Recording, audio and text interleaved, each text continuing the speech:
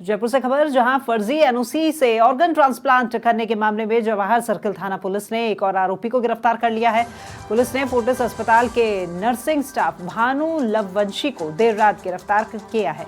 तो आरोपी Bhanu Lovvanshi organ transplant करने के लिए आने वाले दाता और रेसिपिएंट के बीच दलाली करने वाले दलालों की मदद किया करता था। तो ऑर्गन ट्रांसप्लांट होने के बाद दलाल मरीजों को अस्पताल से ले जाकर किराए के मकान में रख दिया करते थे। तो भानु उन सभी मरीजों की दलालों के कहने पर मदद किया करता था, उन्हें मेडिकल ट्रीटमेंट देता था। एंटी करप्शन ब्यूरो में रिश्वतखोरी के मामले में जब एसएमएस अस्पताल, फोर्टिस अस्पताल के प्रशासनिक अधिकारी और अंग कोऑर्डिनेटर को गिरफ्तार किया गया, उसी समय भानु से भी पूछताछ की गई थी। तो पूछताछ के बाद फोर्टिस अस्पताल के प्रशासन ने अपनी कारगुजारियों को छुपाने के लिए भानु को कुछ दिन के लिए गांव भेज दिया था। तो पुलिस की टीम अब भानु की गिरफ्तारी के बाद डॉक्टर की भूमिका को लेकर भी अपनी जांच पड़ताल शुरू करेगी।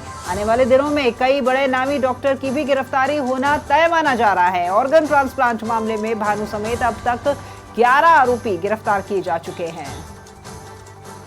यादवेंद्र शर्मा हमारे साथ जुड़ गए हैं फोन लाइन पर, उनसे करेंगे अब हम बात। यादवेंद्र, फर्जी एनओसी मामला और फोर्टिस अस्पताल की बड़ी भूमिका यहाँ एसएमएस अस्पताल के साथ सामने आई है और अब एक और गिरफ्तारी।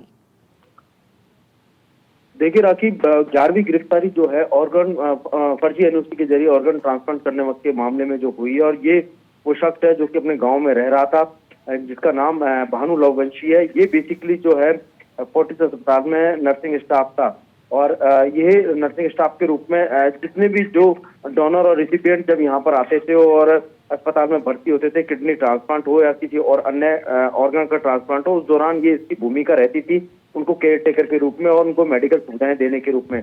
यह शख्स जो है सीधे तौर पर इसको पूरी जानकारी रहती थी कि फर्जी एनओसी के जरिए ये इनके बीच में ब्लड रिलेशन नहीं है और उसके बावजूद यहाँ पर जो है ऑर्गन के ट्रांसप्लांट हो रहे हैं। तो ऐसे में जो दलालों और डॉक्टरों का ये जो भानु है वो सहयोग करता था, दलालों के जरिए लगातार संपर्क में था, और जो भी दलाल आते थे वो इसको कुछ ना कुछ रुपया दे करके जाते थे। और चूंकि जब ट्रीटमेंट हो जाता था और ऑर्गन ट्रांसप्लांट हो जाते थे, उसके बाद इनको आनन फानन में इनको हॉस्पिटल से डिस्चार्ज करा करके इनको एक किराए के फ्लैट पर रखा जाता था, और वहां पर ये जाकर के भानु जो है उनको मेडिकल ट्रीटमेंट देता था, उन्हें मेडिकल सुविधाएं जो है प्रोवाइड कराता था। और जब एसीबी ने जब इस पूरे मामले में जब पूछताछ की थी, जब रिश्वतखोरी का जो मामला पकड़ा गया था एंटी करप्शन ब्यूरो ने, जब उसके बाद गौरव सिंह जो कि प्रशासनिक अधिकारी था, इसके अलावा फोर्टिस अस्पताल का जो कोऑर्डिनेटर जो था, इनको जब पकड़ा गया था उस दौरान इसकी भूमिका सामने आई थी। तो ऐसे में भानु से भी यहाँ पर फोर्टिस अस्पताल में जो है एसीबी की टीम ने पूछताछ की थी, लेकिन उस दौरान डॉक्टरों को लगा, मैनेजमेंट को लगा कि हो सकता है भानु के जरिए कोई सूचना लीक ना हो जाए। तो ऐसे में पूछताछ के बाद में अस्पताल प्रशासन ने भानु को जो है छुट्टी दे दी थी और कुछ दिन आराम करने के लिए कहा था कि आप अपने घर चले जाओ, तुम्हें जरूरत पड़ेगी उस समय तुम्हें अस्पताल में वापस बुला लिया जाएगा। लेकिन जैसे ही पूरे मामले की जांच एसीपी गोपाल डाका कर रहे थे, उस दौरान ये बात तय हो गई थी कि जो इनको ट्रीटमेंट देने का काम जो था घर पर, वो ये भानु करता था। तो इसका सीधा जुड़ाव जो था डॉक्टरों से और उन दलालों से था जो कि तो यादवेंद्र, यानी डॉक्टर्स और दलालों के बीच की ये वो महत्वपूर्ण कड़ी है जो इन दोनों को जोड़े रख रही थी। तो मैसेंजर का काम यहाँ पर भानु किया करता था, इसीलिए इसे गांव भेज दिया गया।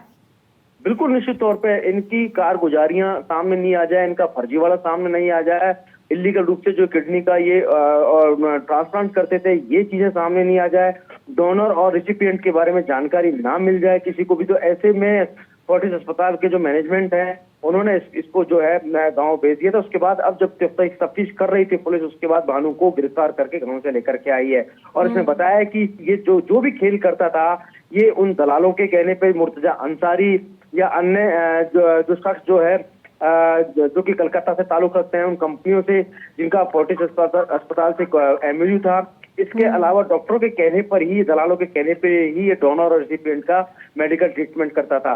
इसको कुछ मोटी राशि जो थी ये इस नर्सिंग स्टाफ के रूप में यहाँ पर भानु को दी जाती थी ताकि इन कारगुजारियों को ये छुपा के रखे। बहरहाल अब जब इस भानु को गिरफ्तार कर लिया, उसके बाद में पुलिस की टीम जब इनसे पूछताछ करेगी और निश्चित तौर पर इस गिरफ्तारी के बाद यह तय माना जा रहा है कि इस पूरे मामले में जो डॉक्टर जो है वो भी गिरफ्तार हो सकते हैं। ये बिल्कुल तय माना जा रहा है राखी, हो सकता है आने वाले दिनों में, क्योंकि आज 11 गिरफ्तार इस पूरे ऑर्गन ट्रांसप्लांट मामले में 11वीं ये गिरफ्तारी है। हो सकता है गिरफ्तारियों की संख्या आगे और बढ़ जाए और भी बड़े नामी डॉक्टर जो है ये पुलिस के रडार में आ जाए।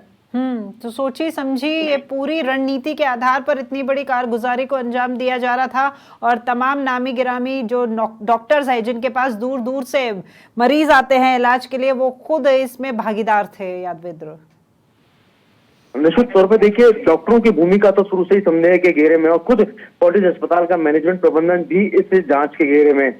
हालांकि अभी तक किसी भी डॉक्टर की बड़े पैमाने पर गिरफ्तारी नहीं हुई है, क्योंकि सीधे तौर पर जो पैसे का जो लेन देन हुआ था उनका ट्रांजेक्शन डॉक्टर के पास नहीं मिला है। हालांकि बताया जा रहा है कि इन डॉक्टरों ने जो है ऑर्गन ट्रांसप्लांट के मामले में जो डोनर थे, रिसिपिएंट थे और इसके अलावा दलालों से जो बातचीत होती थी, जो भी चैट होती थी, उस चैट को इन डॉक्टरों ने डिलीट कर दिया। ऐसे में एसीबी की टीम ने और साथ में जयपुर पुलिस ने इन सभी डॉक्टरों के मोबाइल फोन को जब्त करके फॉरेंसिक लैब में भेज दिया है। हालांकि फॉरेंसिक लैब से जब रिपोर्ट आएगी उसी के ऊपर इन सभी डॉक्टरों की जांच आगामी कार्रवाइयां की जाएगी। बिल्कुल, धन्यवाद यादवेंद्र आपका इस तमाम जानकारी के लिए। तो फोर्टिस स्टाफ के नर्सिंग कर्मी भानु को कर लिया गया है गिरफ्तार और अब इसी से पूछताछ के आधार पर आगे कई डॉक्टरों की गिरफ्तारी होना भी तय माना जा रहा है।